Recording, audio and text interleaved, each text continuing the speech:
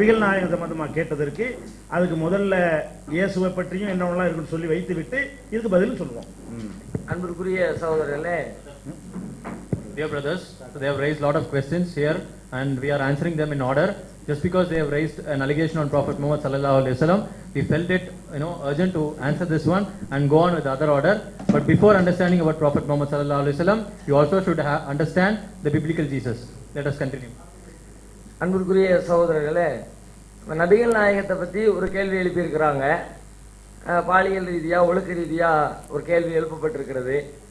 ஆனால் அந்த கேள்விக்கு பதில் சொல்றதுக்கு முன்னாடி இதை சொல்வதற்கு, இது மாதிரி கேள்வி எழுப்புவதற்கு அவர்களுக்கு தகுதி இருக்கிறதாங்கிறத முதல்ல பார்க்கணும். ஏன்னா அவங்க மதிக்கக்கூடியவராக கருதப்படுகிற இயேசுவை பற்றி பைபிள் எப்படி சித்தரிக்கிறது, பைபிளில் இயேசு எப்படி சொல்லப்பட்டிருக்கிறார், உலகத்தில் சொல்லப்படுற சித்திரமே வேற. நிஜமாவே ஒரு நடுநிலையோட பார்வையோட ஒரு கிறிஸ்தவராக இருந்தாலும் சரி, கிறிஸ்தவர் அல்லாத வேற எந்த மனிதராக இருந்தாலும் சரி, நல்ல கண்களை திறந்து வச்சு நியாயமான பார்வையோட பைபிளை திறந்து படிச்சார்னா கண்டிப்பாக பைபிள் சொல்லக்கூடிய சித்திரத்தை பார்த்து விட்டு இயேசுவின் மீது மரியாதை வராது, அவர் மீது மதிப்பு வராது. நம்ம சமகாலத்தில் அந்த இயேசுவை பற்றி சொல்லப்படுகிற விஷயங்கள் மாதிரி சமகாலத்தில் யாராவது ஒரு தலைவர் செய்தாரு அல்லது ஒரு சாதாரண மனுஷன் செஞ்சா என்று கேள்விப்பட்டாலும் கூட நம்ம காரி துப்புற மாதிரியான காரியங்களை, ரொம்ப அருவருக்கப்படுற மாதிரியான நிலையில உள்ள விஷயங்களை எல்லாம் இயேசுவோடு சேர்த்து பின்னப்பட்டிருக்கிறது. ஒழுக்க ரீதியாக சொல்லுகிறேன், மற்ற விஷயங்களை பேச, பாலியல் ரீதியாக ஒழுக்க ரீதியாக இயேசுவை பற்றி பைபிள் சித்தரிக்கக்கூடிய சித்திரம் இருக்கிறத, அது உலகத்தில் சொல்லப்படாத ஒரு சித்திரம் பைபிள் பேசிக் கொண்டிருக்கிறது. நாங்களும் தான் மதிக்கிறோம், ஈசா நபியை மதிக்கிறோம், அவர் இறைவனுடைய தூதர் என்று புகழுகிறோம், அவர் மகா நல்லவர் என்று ஒத்துக்கொள்கிறோம். இறைவனால் அனுப்பப்பட்ட இறை தூதர்களுடைய பட்டியலில் மிக முக்கியமான இடத்தை பெறுகிறவர் ஈசா. அதை நாங்கள் ரொம்ப உயர்ந்த இடத்துல வச்சிருக்கிறோம். அவர் இன்றைக்கு வரைக்கும் வானத்தில் இறைவனிடத்துல உயிரோடு இருக்கிறார். அவர் உலகம் அழியக்கூடிய நாளுடைய நெருக்கத்தில் அவர் உலகத்துக்கு திரும்ப வருவார். இறைவனுக்கு நல்ல மனிதராக அவர் வாழ்ந்த காலத்திலையும் வாழ்ந்தாரு, இனிமேல் உலகத்தில் வாழ போற காலத்திலையும் நல்ல மனிதராக வாழ்வார் என்றுதான் நாங்கள் நம்புகிறோம். ஆனா இதுல சொல்லப்படுகிற இயேசு எப்படி இருக்கிறார் தெரியுமா? முழுக்க முழுக்க பாலியல் ரீதியான சேட்டைகள்ல ஊறி போனவராக பைபிள் சித்தரிக்கிறார். எப்படி பாருங்களேன், ஒரு லூக்காவுல 7வது அதிகாரம் 37வது வசனத்திலிருந்து தொடர்ச்சியாக 49வது வசனம் வரைக்கும் படிச்சு பாருங்க. அதுல என்ன வருது? இது மாதிரி நிறைய விஷயங்கள் இருக்குது, ஒண்ணு மட்டும் இல்ல. அவரை பத்தி சொல்லப்படுற ஒன்னையும் பார்த்தோம்னா எங்க பார்த்தாலும் ஒரே சல்லாபம், ஆம்பளைகளோட பொம்பளைங்களோட ஒரே கூத்தடிக்கிறது. ஒரு தமிழ்ல ஒரு பாட்டு சொல்லுவாங்களே, கங்கை கரை தோட்டம் கன்னி பெண்கள் கூட்டம்னு, அது மாதிரி எப்ப பார்த்தாலும் பொம்பளைங்களுடைய சவகாசத்திலே இருக்க மாதிரியான சித்திரத்தை தான் இயேசுவை பற்றி பைபிள் சொல்லுகிறது. என்னுடைய சொந்த கூற்று அல்ல, பைபிளுடைய கூற்று. லூக்கா 7ல 37ல இருந்து வாசிச்சு பாத்தீங்கன்னா அங்க ஒரு வரலாற்று செய்தி ஒன்று சொல்லப்படுகிறது. ஒருத்தர் ஒரு பரிசேயர் ஒரு ஆளு இயேசு கிறிஸ்துவ விருந்துக்காண்டி கூப்பிடுறார். அவர் கூப்பிட்ட விருந்துக்கு போயிருக்கிறார். இவர் போன செய்தியை கேள்விப்பட்ட உடனே அங்க இருக்கிற ஒரு பொம்பளை அவர் அந்த விருந்து நடந்துகிட்டு இருக்கிற வீட்டுக்கு போறார். போய் என்ன பண்றாங்கிறதா பிரச்சனை. போற பொம்பளை போகும்போதே அந்த அத்தரு, அந்த பெர்ஃபியூம், வாசனை திரவியங்கள்லாம் இருக்கும்ல, அது மாதிரி வாசனை திரவியங்களை எல்லாம் எடுத்து வைத்துக் கொண்டு நேரா அவர் வீட்டுல போய் அவரை சந்திச்சு அவருக்கு அந்த வாசனை திரவியங்களை எல்லாம் பூசி விடுறான். ஒரு பொம்பளை போய் அது பப்ளிக்ல சபையில எல்லாரும் உட்கார்ந்து இருக்கிற இடத்துல விருந்து கொடுக்கிறவர் வேற அங்க நின்று பார்த்துக்கிட்டு இருக்கிறாரு. அந்த இடத்துல ஒரு பொம்பளை ஒருத்தருக்கு வாசனை திரவியத்தை தடவி விடுறா. நல்ல மனுஷனா இருந்தா என்ன செய்வான்? சாதாரண ஒரு நல்ல மனிதராக இருந்தால் சபையில இது மாதிரி ஒரு பொம்பளை எங்க கணத்தை பிடிச்சி தடவை நான் என்ன செய்வேன்? என்னுடைய ஒழுக்கத்தை, நான் நேர்மையானவன், பாலியல் ரீதியா தப்பு செய்யாதவன் என்று சொன்னால் சபையில நான் எப்படி நடப்பேன்? அவளை விரட்டி விடணுமா இல்லையா? யார் மேல கை வைக்கிற என்று சொல்லி நான் எச்சரிக்கணுமா இல்லையா? ஆனா அவர் கொடுத்துக்கிட்டு இருக்கிறார், அதை அவர் விரும்புறாரு, அதை அப்படியே பேசுகிறார். எப்படி வருது? அப்பொழுது அந்த ஊரில் இருந்த பாவியாகிய ஒரு ஸ்திரீ அவர் பரிசேயன் வீட்டில் பந்தி இருக்கிறதை அறிந்து ஒரு பரணியில் பரிமள தைலம் கொண்டு வந்து அவருடைய பாதங்களின் அருகே பின்னாக நின்று அழுது கொண்டு அவருடைய பாதங்களை தன் கண்ணீரினால் நனைத்து தன் தலை மயிரினால் வருடி, கண்ணீரினால் நனைத்து கால தலை மயிரினால் வருடி அவருடைய பாதங்களை முத்தம் செய்து பரிமள தைலத்தை பூசினாள். காலில் முத்தம் கையில கொடுத்தா கூட ஏதாவது சொல்லி சமாளித்து விடலாம். அது ஒரு மரியாதை நிமித்தமாக எல்லா பக்கம் கொடுக்கறது இல்லையா சொல்லி விடலாம். கன்னத்துல கொடுத்தா கூட ஓரளவுக்கு என்னத்தையாவது இன்னைக்கு கூட அந்த கலாச்சாரம் இந்த கலாச்சாரம்னு என்னத்தையாவது சொல்லி விடுவாங்க. ஆனா காலில போய் முத்தம் கொடுக்கறதுன்னு சொல்லி சொன்னா இன்னைக்கு இருக்கிற மருத்துவத்துல போய் கேட்டு பாருங்க. இந்த செக்ஷுவல் ஃபீலிங்கை தூண்டக்கூடிய நரம்புகள்ல அதிகபட்சமான நரம்பு கால்கள்ல பாதங்கள்ல இருக்கிறது. அக்குபஞ்சர் மருத்துவ இடத்துல போய் கேட்டு பாருங்க. அப்ப அதிகபட்சமான முறையில் சபையில நின்று கொண்டு ஒரு வெறியை ஏற்படுத்துற மாதிரி ஆசையை தூண்டு மாதிரி பாதத்துல போய் அவன் முத்தம் கொடுக்கறான். இவரும் கொடுத்துக்கிட்டு நிக்கிறார். இன்னும் சொன்னா ஒரு அபிஷியலா மக்கள் மத்தியில் அறிவிச்சு ஒப்பந்தம் பண்ணி திருமணம் செய்து கொண்ட ஒரு மனைவியா இருந்தா கூட சபையில வந்து இது மாதிரி செய்த ஒத்துக்குவோமா? அது கூட ரூமுக்குள்ளதான் நடக்கணும். இவர் சபையில வந்து முத்தத்தை கொடுக்கிறார். இந்த பொம்பளை அவர் வேடிக்கை பார்க்கிறாரு, அதை ஏத்துக்கிறாரு. ஏத்துக்கிறது மட்டும் இல்ல, இவர் இந்த காரியத்தை பார்த்துட்டு விருந்து கொடுக்கிறவன் அதிர்ச்சியாகி போய் நிக்கிறான். என்னடா இது இப்படி இந்த பொம்பளை பண்ணிக்கிட்டு இருக்கிறா, அவரு கொடுத்துக்கிட்டு நிக்கிறாரு அப்படின்னு ஆச்சரியத்தோடு அந்த ஆள் வேற பதறி போய் நிக்கிறான். பதறி போய் அந்த ஆள் பார்த்துக்கிட்டு இருக்கும் போதே கொஞ்சம் கூட வெக்கம் இல்லாம பக்கத்துல நிக்கிற சீடனை பார்த்து இவர் பேசுறார். அவனே இப்ப பதறிக்கிட்டு நிக்கிறான, சரி ஏதாவது ஒரு சூழ்நிலையை சமாளிப்போமே, அது மாதிரி இல்லாம அவர் வந்து தன்னுடைய சீடனை பார்த்து பேசுறார். அது என்னங்கிறது சொல்றேன், சொல்லிங்க மொழிபெயர்த்துங்க. Dear brothers, when they are putting an allegation on Prophet Muhammad sallallahu alaihi wasallam that he's a pedophile kind of thing, we should first understand, we should first analyze the Bible in the way how we are treating. We are not talking about Isa alayhi salam because we treat Isa alayhi salam as one of the mighty messengers of Allah. We treat Isa alayhi salam, we have very high esteem for him and we believe that he is still alive, he is with Allah and definitely will come during the judgment day. So we are not at all talking about the Isa alayhi salam what is mentioned in Quran, but we are talking about the imaginary character what you have mentioned in Bible. When you are pointing your fingers towards us, you should also realize that, you should also feel, you should also be understanding the verses whatever is written in the Bible are like, for a layman it might appear like too shocking. Nobody can believe this. Look at the way how you are portrayed, the so-called, the Son of God as you believe. Look at the amount of respect you have towards him. Look at the way how you have portrayed him. I can narrate many examples for that. But I would request my Christian friends here to at least think about this open-heartedly. They should not have a biased thinking on this one. Just read as a just reader. Just take the Bible and read all these verses. Then you will realize as to why we are, pointing out this. As far as you know, Jesus is kind of, kind person. All that is what is portrayed. But if you read Luke, Gospel of Luke, chapter 7, verse 36 to 50. There are plenty of evidences, but this is just one.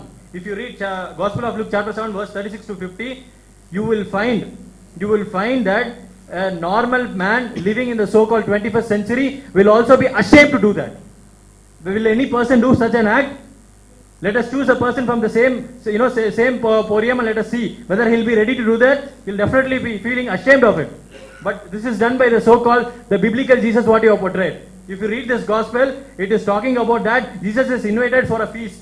Jesus is invited for a feast and a Parsi invites him and looking at that, knowing that one, a sin woman, a woman who commits adultery came to that place and she came and she kept on crying. She is a prostitute in fact. She kept on crying and with her tears, she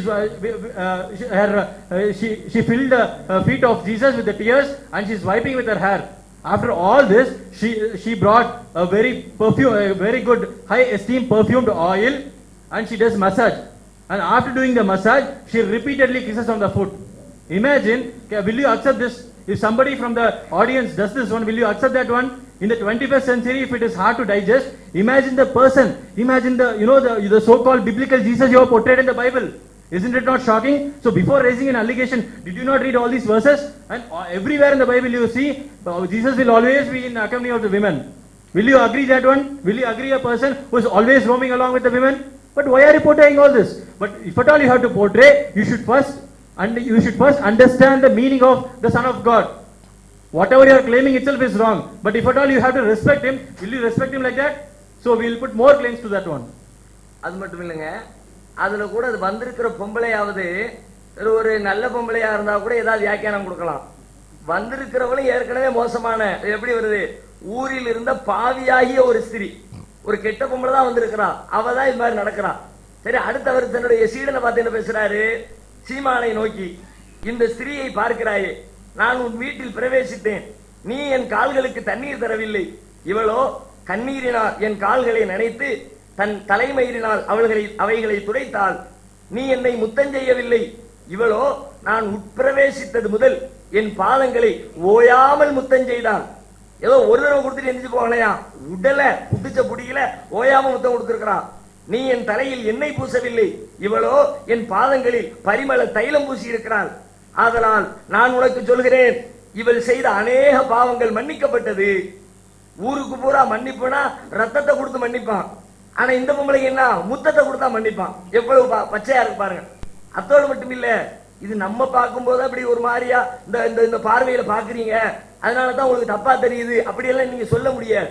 ஏன்னு கேட்டா, அப்பவே அந்த காலத்துல அந்த நிகழ்ச்சியை பார்த்துட்டு இருக்கிறாங்களே, அவங்களுக்கே தெரியுது இவர் என்ன போட்டு பேசிக்கிட்டு இருக்கிறார், இவர் என்ன யோக்கியமா என்கிற மாதிரி அந்த நிகழ்ச்சியை அந்த பந்தியில இருக்கிறவங்களே சொல்றாங்களாம். அது என்ன வருது, அப்பொழுது கூட பந்தி இருந்தவர்கள் பாவங்களை மன்னிக்கிற இவன் யார் என்று தங்களுக்குள்ளே சொல்லிக் கொண்டார். இவன் யாரா மன்னிக்கிறதுக்கு, இவனை யோக்கியனா, இவன் என்ன நல்லவனா, நாங்கள் மதிக்கிறோம், நான் ஈசாவை மதிக்கிறோம், அவர் உயர்ந்த ஒரு புனிதர் என்று நம்புகிறோம். இதுல சொல்லப்பட்டிருக்கிற கதையை அந்த ஈசாவோட நாங்க ஒப்பிட்டு பார்க்கல. ஆனா இதை ஒரு நல்ல நடுநிலையான பார்வையோடு பார்க்கிற ஒரு கிறிஸ்தவர் இதை இவர் இப்படி செஞ்சிருப்பாருன்னு ஏத்துக்க முடியுமா? பைபிள் அப்படித்தான் சொல்கிறது.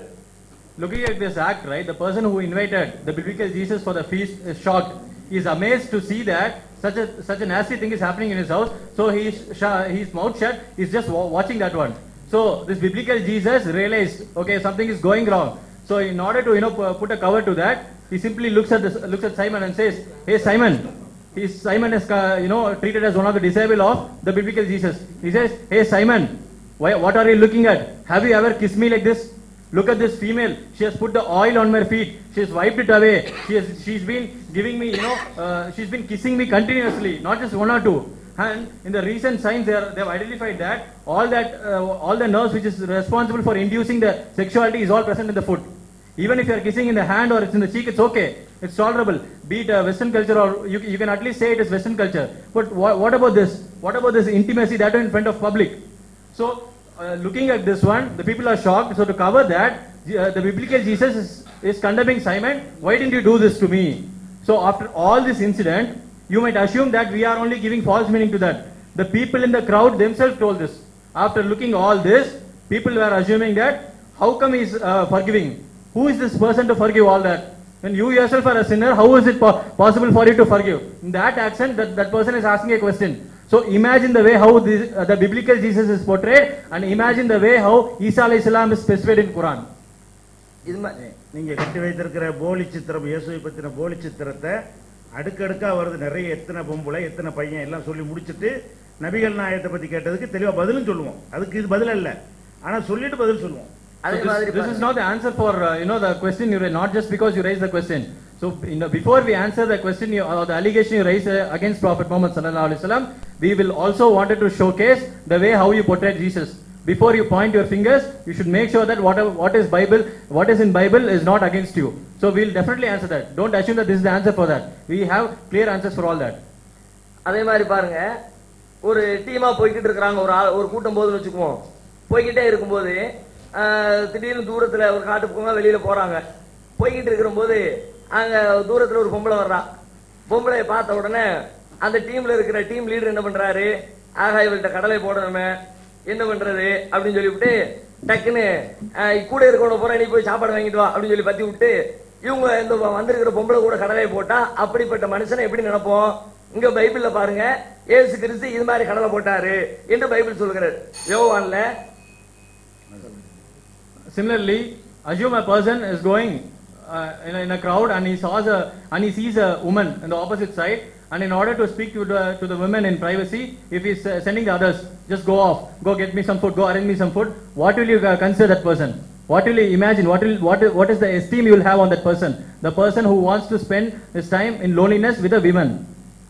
யோவான்ல 4வது அதிகாரத்துல 9வது வசனத்துல இருந்து படிச்சு பார்த்தா அதுல ஒரு நிகழ்ச்சி வருது. நீ யூதனா இருக்க, சமாரியா, அந்த அதுல இருந்து மேல இருந்து வந்துகிட்டே இருக்கு. அதுல இடையில உள்ள வார்த்தையை மட்டும் வாசிக்கிறேன். இந்த மாதிரி ஆள் வர்றாரு, வழியில வந்துகிட்டே இருக்கும்போது தூரத்துல ஒரு பெண்ணை பாக்குறாரு. தன்னுடைய சீடர்களை எல்லாம் வெளியில போய் சாப்பாடு வாங்கிட்டாங்க அனுப்புறாரு. அனுப்பிவிட்டு அந்த பொம்பளை கிட்ட வந்து அந்த பொம்பளை கிட்ட பேசுறாரு. அந்த பொம்பளை கிட்ட கேட்கிறாரு, தண்ணி கொண்டுகிட்டு இருக்கிறான் அந்த பொம்பளை, எனக்கு தண்ணி தாயேன், நீர் யூதனா இருக்க சமாரியா ஸ்திரீயாகி என்னிடத்தில் தாகத்துக்கு தா என்று எப்படி கேட்கலாம்? ஏன்னா தாழ்த்தப்பட்ட சமுதாயத்துக்கு காரணமா அன்றைக்கு அந்த பெண்ணு யூதங்க போய் அவங்கள்ட்ட போய் ஒன்னும் கேட்க இயலாது. அவ கேட்கிறா, ஏன்டா எப்படி நீங்க தண்ணி கேட்கிறிய, நானும் தாழ்த்தப்பட்டவளாச்சே. அதுக்கு அவர் பதில் சொல்றார், நீ தேவனுடைய ஈவையும் தாகத்துக்கு தா என்று உன்னிடத்தில் கேட்கிறவர் இன்னார் என்பதையும் அறிந்திருந்தாயானால் நீயே அவரிடத்தில் கேட்டிருப்பாய், அவர் உனக்கு ஜீவ தண்ணீரை கொடுத்திருப்பார். டபுள் மீனிங்ல பேசுறார். தமிழ்ல ஒரு பாட்டு வந்துறீங்களா, தண்ணீர் பந்தலில் நின்றிருந்தேன் அவர் தாகம் என்று சொன்னார். தாகம்னா தாகமா, மோகத்தை தாகம்னு சொல்றாங்க. அது மாதிரி தண்ணி தான் கேட்கிறாரு. அப்ப அந்த பொம்பளை சொல்றா, நீ நான் எப்படி தண்ணி தருவேன் உங்களுக்குன்னு சொன்ன உடனே நான் யாருன்னு தெரிஞ்சா நீ ஏன்ட்ட தண்ணி கேட்ப, அது எப்படி? Another story is, another incident is narrated in the Bible, Gospel of John chapter 4 verse 9 to 27. A Samaritan woman is present. She is in the well. So this biblical Jesus walks there. So he sends other people, go get food for me, and he goes and spends loneliness. He spends time in loneliness with the female. So he starts his conversation by, can you give me some water? So it is all like appearing like a decent one. The woman was shocked because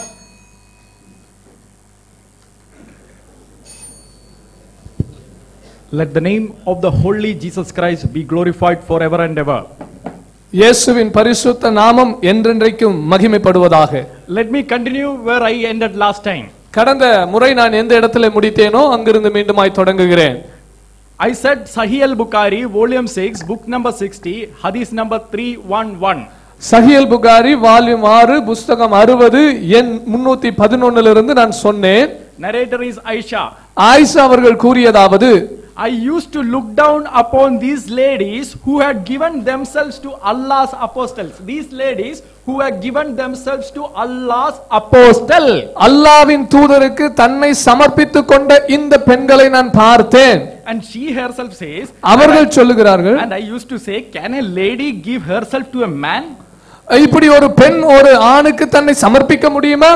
But then immediately Allah revealed. உடனடியாக அல்லாஹ் ஒரு வசனத்தை வெளிப்படுத்துகிறார். Allah's immediate revelation in the Quran. குர்ஆனிலே அல்லாஹ்வுடைய உடனடி வெளிப்பாடை பார்க்கிறோம். You Muhammad can postpone the turn of whom you will be, he will have of them. You Muhammad can turn the postpone the turns around his wives. அவருடைய மனைவிகளுக்கு இடையே இருந்ததான அவர் போகிற முறையை அவர் எப்பொழுது வேண்டுமானாலும் மாற்றிக் கொள்ளலாம். And you may receive any of them whom you will. நீங்கள் யாரை விரும்புகிறீர்களோ அதை அவர்களிடத்திலிருந்து பெற்றுக் கொள்ளலாம். And there is no blame on you if you invite one of those who turn you have set aside. நீங்கள் ஒருவருடைய முறையை மாற்றி அமைத்து அவர்களில் ஒருவரை நீங்கள் மீண்டும் கூப்பிட்டாலும் அதிலே ஒரு பிரச்சனையும் இல்லை. The other ladies, they are coming and offering themselves. You have heard this kind of things, correct? Offering themselves to Allah's apostle, and his wife is feeling jealous. மற்ற பெண்கள் அல்லாஹ்வின் தூதரிடத்திலே வந்து தங்களை தாரை வார்க்கிறார்கள். அந்த நேரத்திலே அல்லாஹ்வின் அந்த அருமையான ஆயிஷா அவர்கள் பொறாமைப்படுகிறார்கள். Allah immediately sends the revelation. அல்லாஹ் உடனடியாக அங்கே வெளிப்பாடு இறக்கிறார். But Aisha was a very wise woman. ஆனால் ஆயிஷா மிகவும் ஞானமுள்ள ஒரு பெண்ணாக இருந்தார்கள். Aisha says, I said to the prophet, நான் நபி அவருக்கு சொன்னேன், I feel that your Lord hastens in fulfilling your wishes and desires. உங்களுடைய விருப்பங்களையும் இச்சைகளையும் நிறைவேற்றுவதற்கு உங்களுடைய இறைவன் அல்லாஹ் துரிதமாய் இருக்கிறார் என்று நான் சொன்னேன். You know the difference now between Allah, what they call as the Quran, the God's word, that God, and the God of the Bible. You have seen the difference now. இப்பொழுது நீங்கள் ஒரு வேறுபாட்டை பார்த்திருப்பீர்கள். எது இறைவனுடைய வேதம் என்று அவர்கள் சொல்லுகிற அந்த குர்ஆனுடைய இறைவனாகிய அல்லாஹ்வையும் அந்த பரிசுத்த பைபிளையும் குறித்ததான வேறுபாட்டை பார்த்திருப்பீர்கள். When prophet David sinned, God of the Bible punished him. தாவீது பாவம் செய்தபோது பரிசுத்த வேதாகமத்தின் ஆண்டவர் அவரை தண்டித்தார். When women offers themselves to Allah's prophet, Allah justifies it. அல்லாஹ்வின் தூதருக்கு பெண்கள் தங்களை தாரை வார்த்தபோது அல்லாஹ்வின் தூதர் அதை நியாயப்படுத்துகிறதை பார்க்கிறோம். Do you think that such revelation will come from true God? Never, never, never. இப்படிப்பட்டதான ஒரு வெளிப்பாடு ஒரு உண்மையான இறைவனிடத்திலிருந்து வரும் என்று நீங்கள் நினைக்கிறீர்களா? ஒருபோதும் முடியாது. Now if you read the Bible with the same specs, Islamic specs, அந்த இஸ்லாமிய கண்ணாடியோடு கூட நீங்கள் பரிசுத்த வேதாகமத்தை வாசித்தீர்கள் என்றால் you will see even these issues in Luke chapter chapter 7 also. இந்த காரியத்தை லூக்கா 7வது அதிகாரத்திலும் கூட நீங்கள் பார்க்க முடியும். If you read that entire chapter, அந்த லூக்கா 7வது அதிகாரத்தின் முழு அத்தியாயத்தை நீங்கள் வாசித்தால், a woman who was a sinner, ஒரு பாவியாக இருந்த ஒரு ஸ்திரீ, she came and she felt at the feet of Jesus. அவள் இயேசுவுடைய பாதத்திலே வந்து அந்த பாதத்திலே விழுகிறாள். This is not the offering that you have kind of offering that you have just read. It is not that kind of offering. நீங்கள் குர்ஆனிலே வாசித்தது போல ஏதோ பெண்கள் கொடுத்தது தங்களை கொடுத்தது போல அல்ல இந்த சம்பவம். It is actually with a repentant heart she felt in front of Jesus. அவள் தன்னுடைய பாவங்களுக்காக மனம் வருந்தி மனம் திரும்பி அந்த மனம் திரும்புதலின் இருதயத்தோடு இயேசுவுடைய பாதத்திலே விழுகிறாள். And what did Jesus do? இயேசு என்ன செய்தார்? What did Jesus do? இயேசு என்ன செய்தார்? Did Jesus behave like a Hazrat Muhammad? ஹஸரத் முஹம்மது அவர்களைப் போல இயேசு அந்த இடத்திலே நடந்து கொண்டாரா? Now, if you have to evaluate a human being, ஒரு மனிதனை நீங்கள் பரிசோதிக்க வேண்டும் என்று சொன்னால், suppose if a small child comes to the father, or suppose if a small child comes to another man and falls at his feet, you will not say anything, correct? ஒரு சின்ன குழந்தை வந்து ஒரு மனிதனுடைய காலில் விழுந்தால் நீங்கள் அதை ஒன்றும் சொல்ல மாட்டீர்கள். Suppose a little more elderly woman, if she comes and falls at the feet of a very respected elderly person, you will not say anything, correct? ஒரு நல்ல மதிப்புக்குரிய மூத்த ஒரு மனிதனுடைய காலிலே ஒரு மூத்த பெண் வந்து விழுந்தால் அதை பற்றி நாம் ஒன்றும் சொல்ல மாட்டோம். But suppose if any woman comes and falls at the feet of somebody who is having sex with every other woman, you will find some fault with that. ஒரு பெண்ணோடு எல்லா பெண்களோடு கூட செக்ஸ் வைத்துக் கொள்ளுகிற ஒருவரிடத்திலே ஒரு பெண் வந்து காலிலே விழுந்தால் அந்த இடத்துல ஒரு தவறை நாம் பார்ப்போம். Now what kind of person was Jesus Christ? ஆனால் இயேசு எப்படிப்பட்ட மனிதராக இருந்தார்? Before you evaluate it, there is nothing, no hint anywhere in the Bible something like that you have read in Bukhari. நீங்கள் புகாரியிலே வாசித்ததுக்கு ஒப்பான ஒரு சம்பவத்தை அந்த இயேசு கிறிஸ்துவை பற்றி நீங்கள் வேதத்துல வாசிக்க முடியாது. When a sinful woman comes to the feet of Jesus, she receives forgiveness.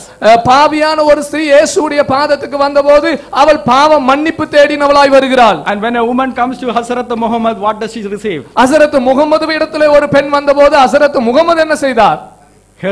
His wife will feel jealous. அவருடைய ஹஸரத் முஹம்மது அவருடைய மனைவி பொறாமைப்படுவார்கள். That is the difference between Hazrat Muhammad and our holy Lord Jesus Christ. அதுதான் ஹஸரத் முஹம்மது அவர்களுக்கும் எங்களுடைய பரிசுத்த ஆண்டவராகிய இயேசு கிறிஸ்துவுக்கும் உள்ள வித்தியாசம்.